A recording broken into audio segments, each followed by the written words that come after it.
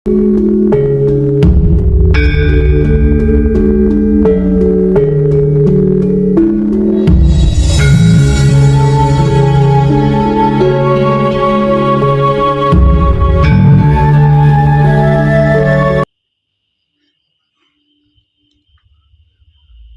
moyang kita Adam dan nenek moyang kita Hawa mempunyai 4 keturunan. Yang keempat-empatnya itu dilahirkan secara berjodoh-jodohan akibat dari kelakuan Azazil. Adam menciptakan sebuah politik, dan bermula dari sinilah politik itu tercipta. Apa yang dipolitiki Adam? Yang dipolitiki Adam adalah cinta kasih sayang Maha Suci. Tujuan Adam baik, namun sebaik-baiknya politik itu bukanlah sesuatu yang disetujui oleh Maha Suci Tuhan. Maka jangan sekali-kali berpolitik dalam hal apapun, karena Maha Suci tidak menyetujui itu.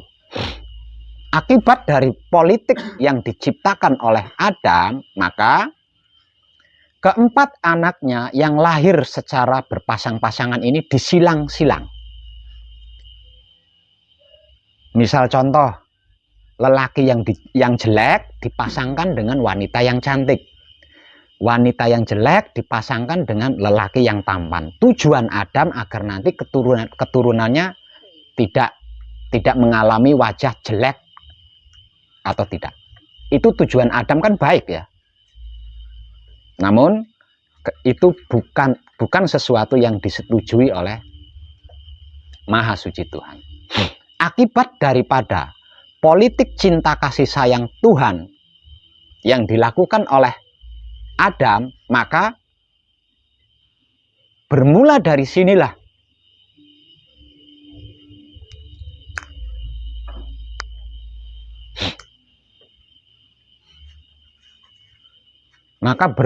sinilah manusia mengalami kehancuran dan kematian.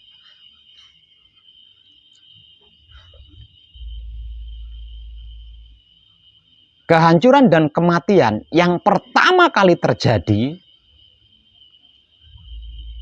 yaitu pembunuhan. Jadi kedua anak lelaki Adam Hawa ini saling berebut pasangan yang kemudian berkelahi hingga pada akhirnya salah satunya mati. Dan pertama kali ada pembunuhan adalah zaman itu.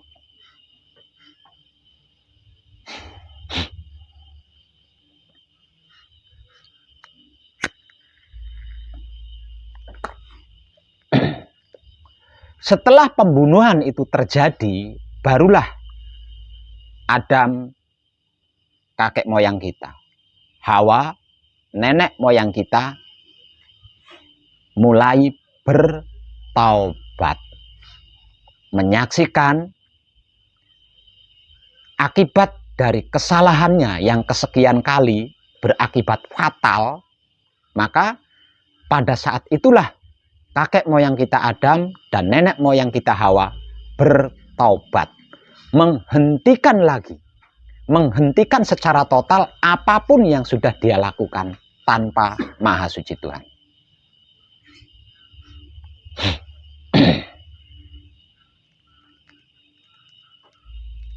Selanjutnya,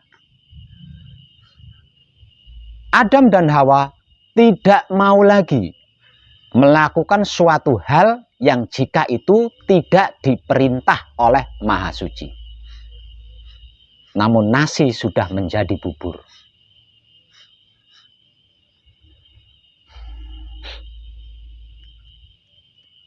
Dan sejak pertama kali ada pembunuhan dan kematian yang dialami oleh manusia, maka sejak itulah manusia dibagi menjadi 2 golongan.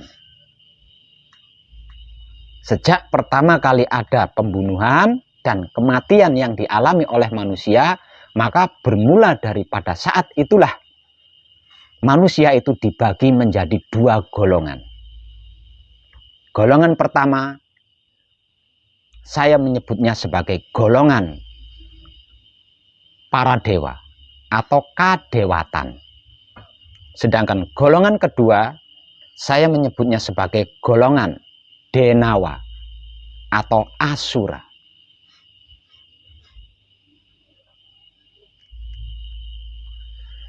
Yang secara awam disebut sebagai golongan manusia dan golongan jin.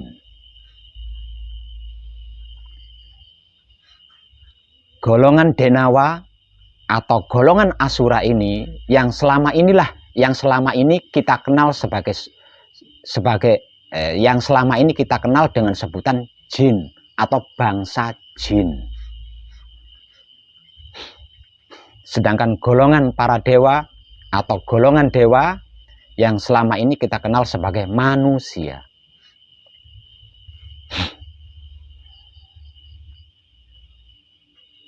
Golongan dewa ini adalah orang-orang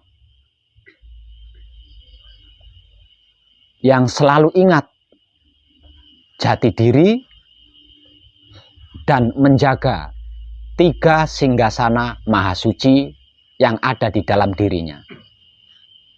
Sedangkan golongan denawa ini yang selalu menentang dan berusaha menghancurkan. Setelah manusia dibagi menjadi 2 golongan, maka Ajajil mulai berdikari sendiri, mencari pengikut sebanyak-banyaknya. Semakin Ajajil memiliki banyak pengikut, maka semakin sering Ajajil disembah oleh banyak pengikutnya. Semakin banyak yang menyembah Ajajil, maka semakin bertambahlah kekuatan Ajajil, sehingga Ajajil menjadi raja bergelar Dajjal.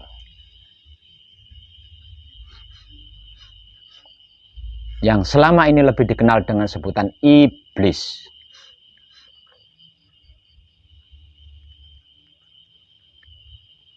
Sesuai dengan sumpahnya, dia tidak akan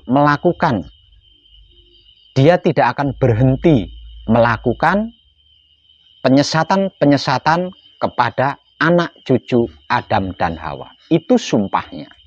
Sebab karena itu Ajajil atau iblis atau Dajjal mendapat stempel sebagai musuh abadinya anak cucu Adam. Bukan Adam dan Hawa ya. Karena urusan Ajajil dengan Adam dan Hawa sudah berakhir setelah anak cucu Adam Hawa dibagi menjadi 2 golongan, yaitu golongan dewa dan golongan denawa.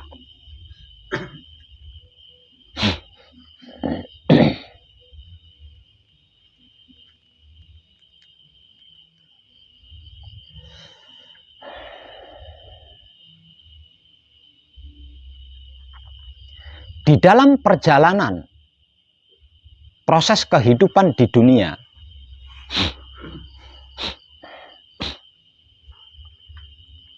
tidak sedikit kaum dewa atau para dewa yang tersesat mengikuti jejak Ajajil, yaitu dari golongan denawa atau golongan asura. Sebaliknya, tidak sedikit pula bangsa denawa tertarik mengikuti pelajaran-pelajaran yang ada di dalam bangsa dewa. Sebab karena itu, panjenengan jangan heran jika ada manusia bertingkah laku seperti hewan. Dikarenakan mereka adalah tersesat di dalam kalangan kaum denawa. Begitu juga sebaliknya, panjenengan jangan heran jika ada hewan namun memiliki tingkah laku seperti manusia. Itulah bangsa Denawa yang tertarik mengikuti jejak bangsa manusia.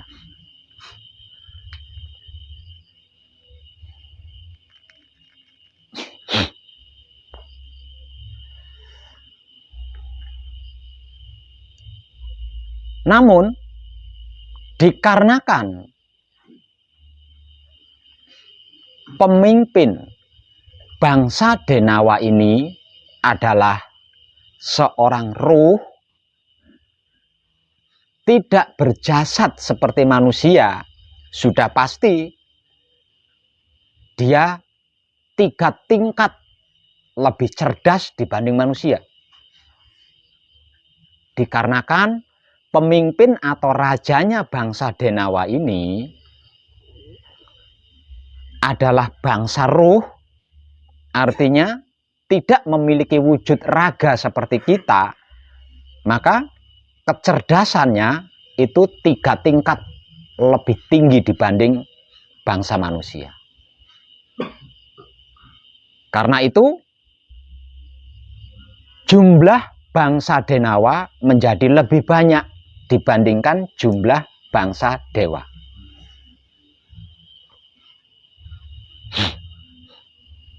Artinya manusia-manusia yang berkelakuan hewan itu jumlahnya lebih banyak dibandingkan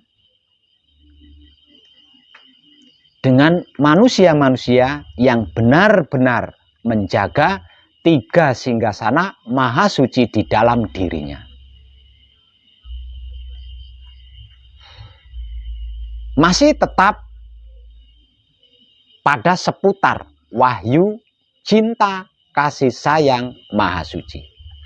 Apa yang sudah saya sampaikan sejak kemarin malam hingga malam ini masih di seputar 1 wahyu saja, yaitu wahyu, cinta, kasih sayang. Lah, bangsa Denawa ini kemudian mengambil ilmu politiknya Adam. Politiknya Adam diambil dan digunakan, diteruskan kepada untuk menjebak anak cucunya yang sudah menjadi pengikutnya.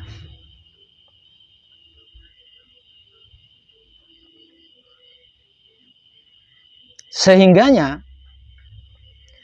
keturunan-keturunan bangsa Denawa ini kan semakin banyak, ya, semakin banyak.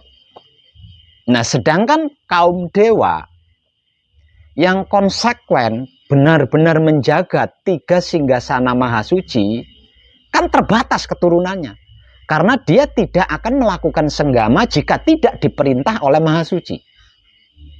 Sedangkan kaum Denawa ini kan berbeda. Dia selalu melakukan, artinya semakin banyak keturunan, maka jumlahnya semakin banyak.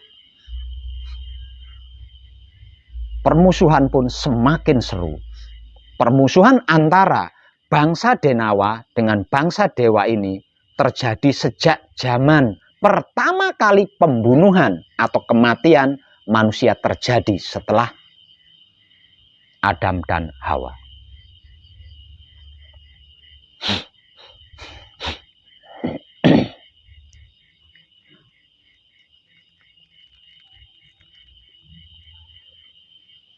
Semakin kacau. Manusia yang seharusnya menjaga, merawat alam semesta berubah menjadi merusaknya. Karena itu,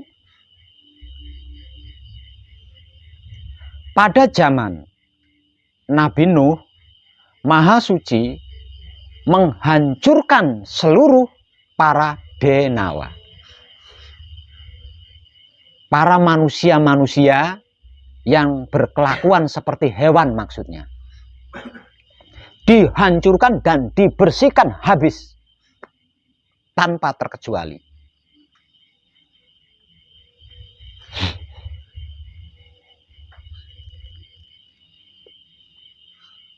Kemudian seluruh bangsa Denawa ini diampuni.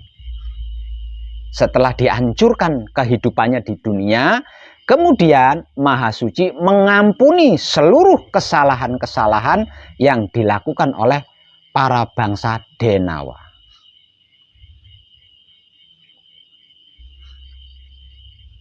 Yang kemudian, setelah mendapat pengampunan dan seluruh ruh para Denawa ini tadi berjanji untuk tidak melakukan kesalahan-kesalahan lagi, kemudian Maha Suci melahirkan kembali bangsa para Denawa yang tadi dihancurkan itu. Lahir lagi, semuanya lahir.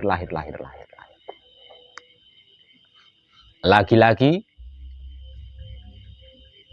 karena Ajajil sudah berjanji hingga akhir zaman dia tidak akan pernah berhenti untuk menyesatkan anak cucu Adam, Ajajil pun tetap melakukan hal yang sama.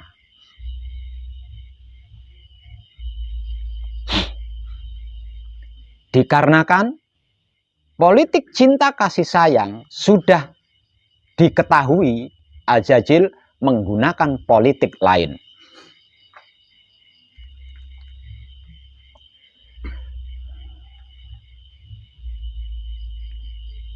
Politik apakah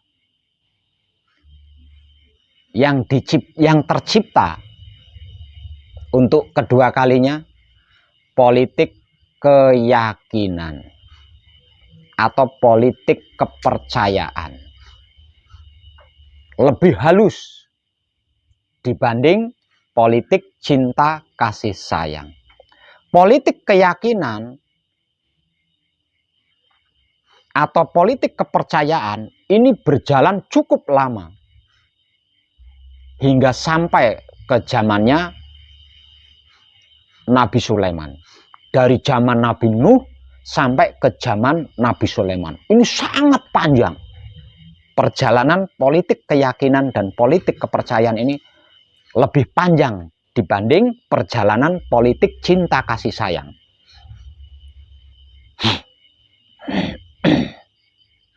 Walaupun beberapa kali Maha Suci berusaha menghapusnya, namun politik kepercayaan dan keyakinan ini terus digunakan oleh Ajajil untuk menjebak anak cucu Adam.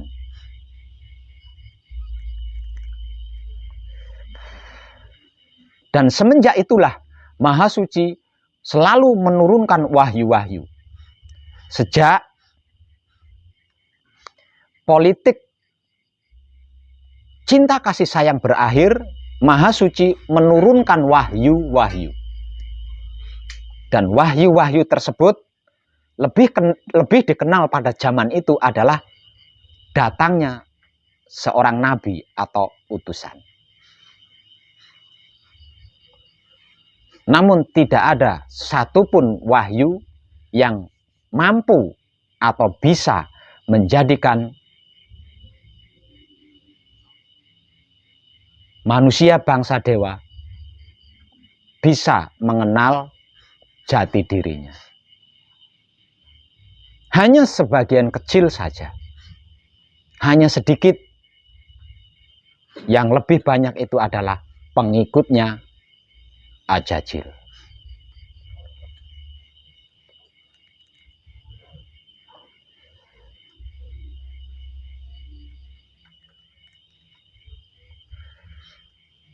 Begitu terus di dalam perjalanannya.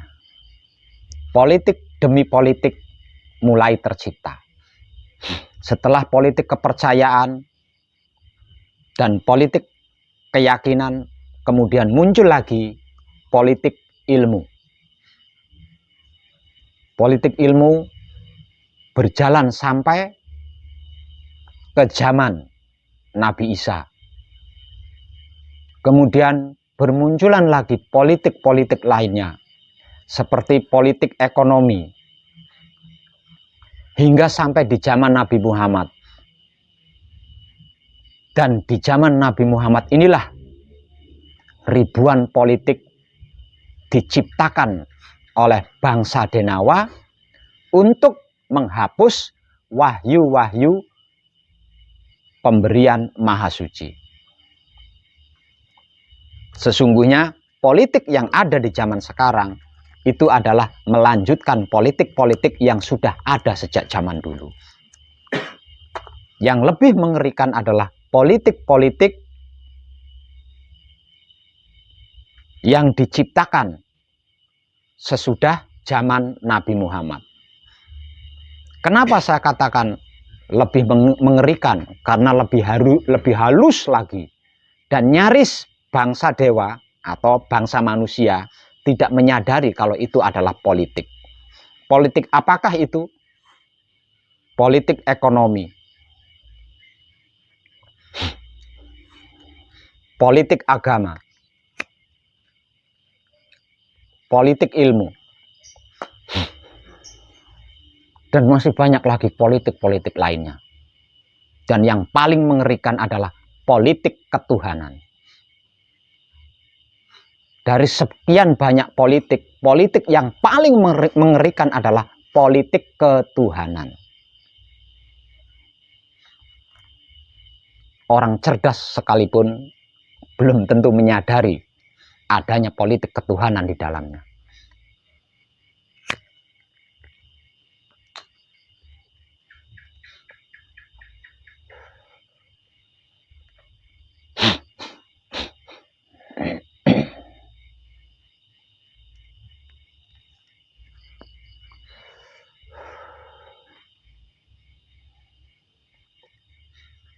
Setelah Nabi Muhammad, Maha Suci berfirman, ini adalah wahyu terakhir. Jika seluruh makhlukku gagal, maka merugilah kalian. Namun politik-politik itu semakin gencar. Dan ternyata politik-politik itu berhasil menggagalkan kesucian bangsa dewa atau bangsa manusia.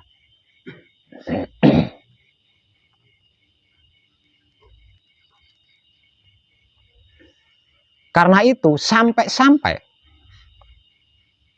wahyu yang pernah diturunkan sebelumnya itu diambil lagi dan diturunkan kembali.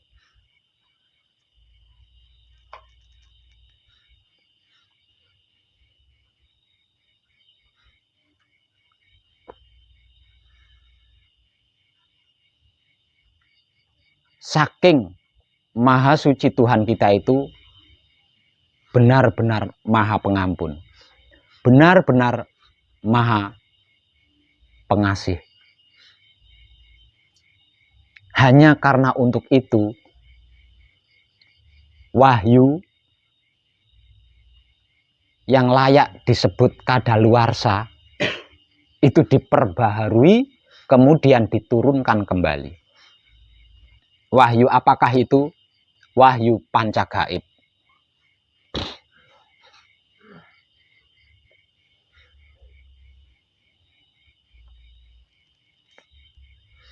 Wahyu pancagaib yang merupakan wahyu pertama, wahyu tertua, turun ke dunia itu hingga 3 kali berturut-turut. Wahyu pancagaib turun pertama diterima oleh kakek moyang kita Adam. Namun dikarenakan kegagalannya, kemudian diperbaharui dan diturunkan lagi ke dunia, dan penerimanya adalah Isa.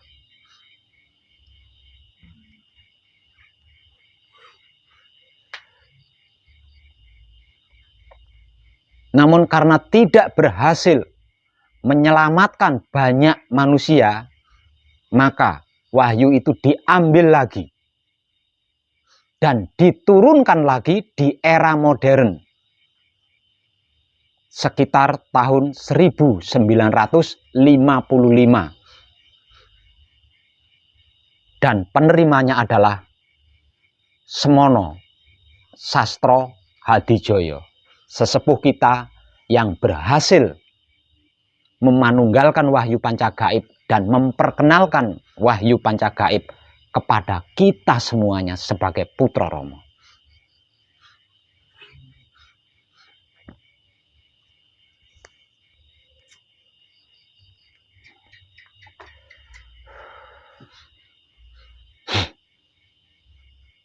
Tidak ada satupun makhluk yang bisa menghadapi Ajajil. Tidak ada satupun makhluk yang bisa menghadapi iblis. Tidak ada satupun makhluk yang bisa menghadapi Dajjal selain wahyu pancagaib.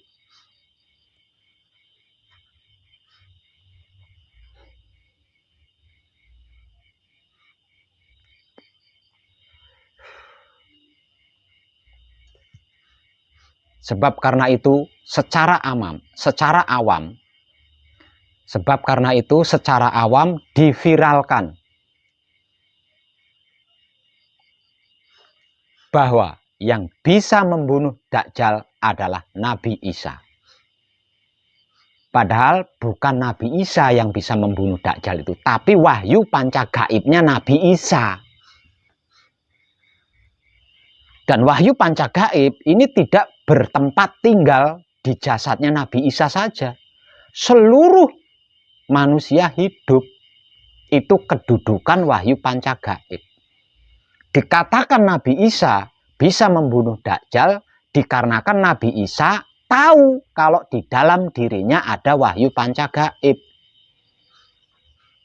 Andai saja seluruh manusia hidup pada saat itu mengetahui bahwa di dalam dirinya ada wahyu pancagaib, sudah pasti tidak bisa disentuh oleh Ajajil. Seperti halnya Nabi Isa.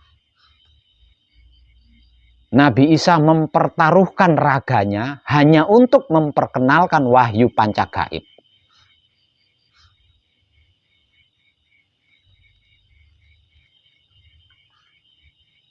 Namun kejadiannya lebih konyol dibandingkan sejarah-sejarah sebelum Nabi Isa. Yang tidak menyukai Nabi Isa menolak. Sedangkan yang menyukai Nabi Isa menganggap bahwa Nabi Isa itu adalah Tuhan.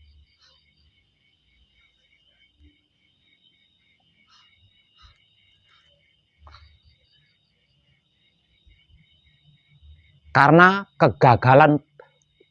kedua kegagalpahaman ini, sehingganya wahyu itu diambil lagi oleh Maha Suci.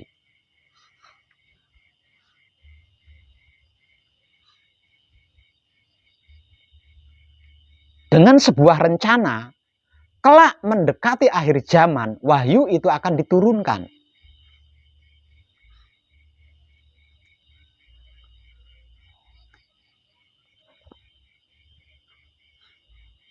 Dikarenakan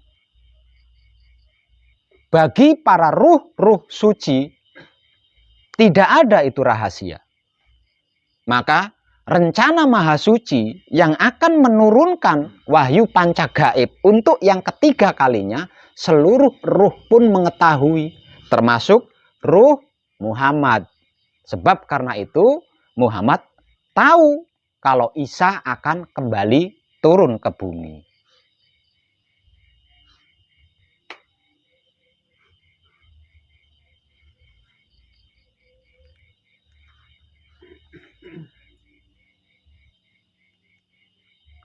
Namun kebanyakan mengartikan sosok Nabi Isa yang turun. Padahal bukan. Tapi wahyu pancagaib yang berhasil dikenali oleh Nabi Isa. Dan Isa sesungguhnya itu filosofi. Sebutan Isa itu sesungguhnya filosofi. Filosofi dari apa? Isa. I itu isi. Sa, suatu saat panjenengan akan mengerti. Yang tak lain dan tak bukan adalah wahyu pancagaib.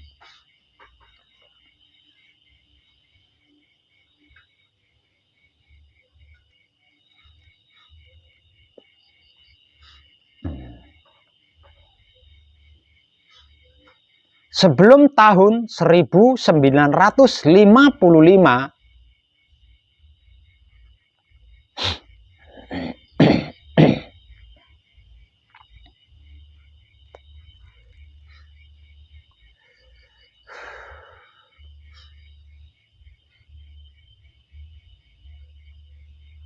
Ajajil yang lebih dikenal dengan sebutan iblis yang bertahta sebagai kerajaan Dajjal sudah tidak diperkenankan lagi untuk menyesatkan bangsa manusia. Artinya sejak mulai dari tahun 1955 Dajjal itu sudah tidak bisa mencari pengikut lagi. Sejak diturunkannya wahyu pancagaib ketiga, Ajajil atau iblis atau Dajjal sudah tidak diperbolehkan menyesatkan bangsa manusia lagi. Artinya sejak zaman itu Ajajil atau Dajjal sudah tidak bisa mencari pengikut-pengikut baru.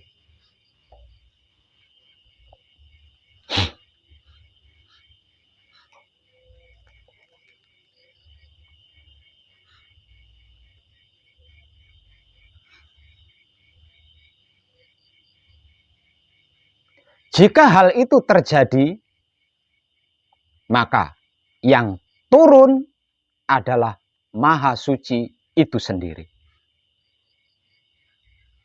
Sudah bukan wahyunya lagi yang turun, melainkan Maha Suci itu sendiri.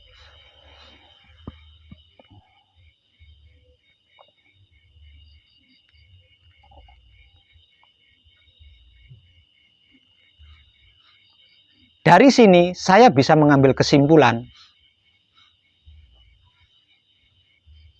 bahwasanya pintu tobat sudah ditutup.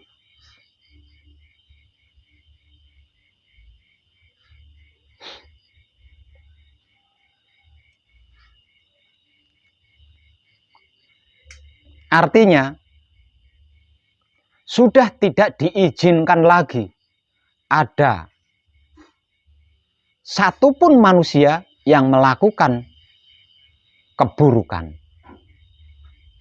Sudah tidak diizinkan lagi. Kalau memaksa melakukan keburukan, maka bersiap-siaplah untuk hancur.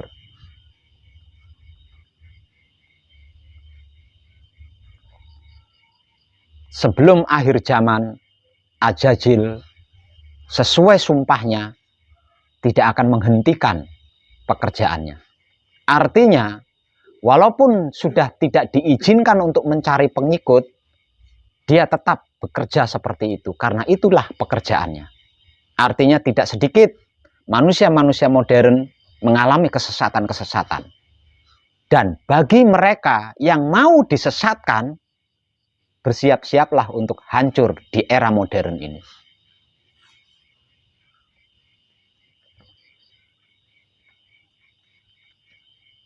Sebab karena itu saya sering memberikan tekanan, jangan sekali-kali luput di dalam laku. Karena jika sampai mengalami luput, sudah tidak ada kompromi lagi. Ini eranya Maha Suci Tuhan itu sendiri.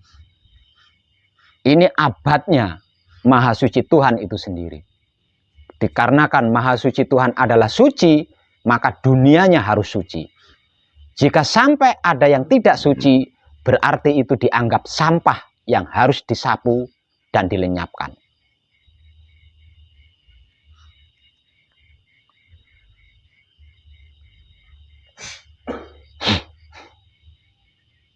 Walaupun Ajajil atau Dajjal sudah dicegah untuk mencari pengikut, kalau masih ada banyak bangsa manusia yang ingin mengikuti jejak Dajjal, maka yang selama ini dikabarkan sebagai kiamat akan terjadi.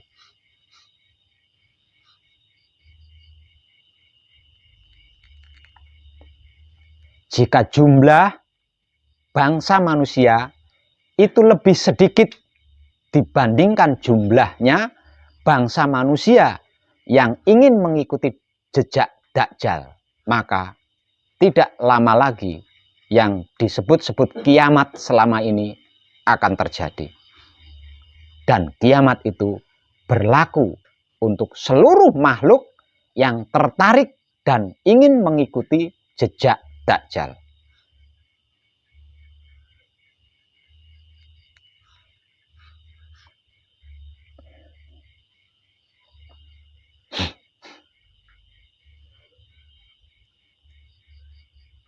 Hanya bangsa manusia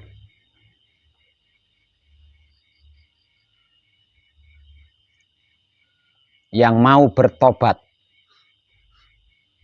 berserah diri kepada Maha Suci, seperti yang dilakukan oleh kakek moyang kita Adam,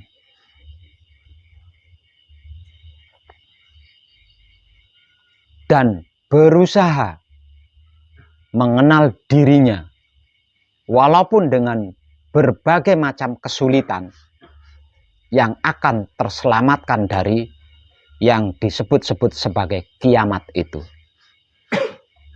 Itulah yang diviralkan secara awam. Namun saya mengatakannya itu bukan kiamat, melainkan peralihan era atau peralihan peradaban manusia. Dari kotor ke bersih. Kalau kiamat itu totalitas, dan kiamat yang diviralkan secara umum adalah totalitas. Dikarenakan kejadiannya tidak totalitas, maka saya menolak diistilahkan sebagai kiamat. Karena yang akan dihancurkan hanya orang-orang atau manusia-manusia yang tertarik mengikuti jejak Dajjal. Bagi yang tidak mengikuti jejak Dajjal, bagi yang tidak tertarik dengan jejak-jejaknya Dajjal, tidak dihancurkan.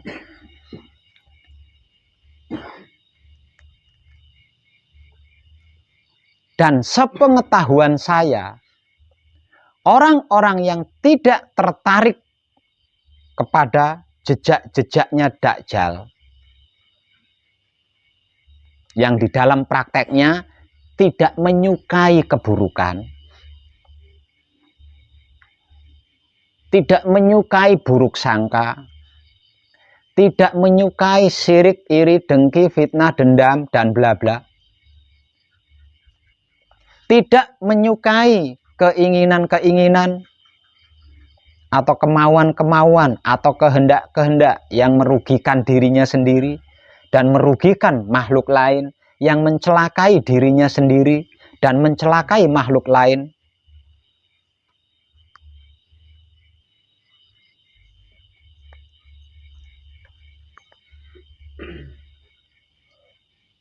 Itu hanya manusia-manusia dari golongan dewa. Dewa adalah kekasih Maha Suci Tuhan, yang secara awam disebut juga sebagai nabi. Dewa itu istilah Jawa.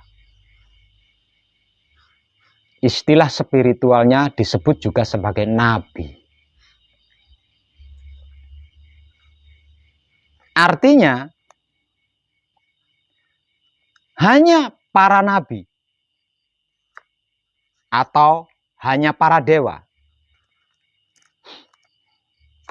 atau hanya para wali atau hanya para kekasih Maha Suci Tuhanlah yang mau bersedia menjaga kebersihan otak atau pikirannya, hati atau batinnya, kelamin atau syahwatnya.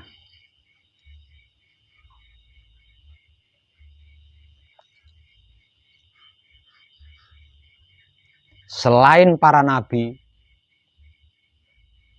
selain para dewa, selain para wali, selain para kekasih Maha Suci, sungguh tidak akan pernah mau menjaga kebersihan otak atau pikiran. hati atau batin, kelamin atau syahwat. Nah, untuk mereka yang tidak mau bertobat dan berserah diri kepada Maha Suci, maka bersiap-siaplah untuk hancur. Bagi yang tidak percaya, kita tunggu saja waktunya. Tidak akan lama lagi. Ini adalah akhir zaman. Ini adalah abad terakhir.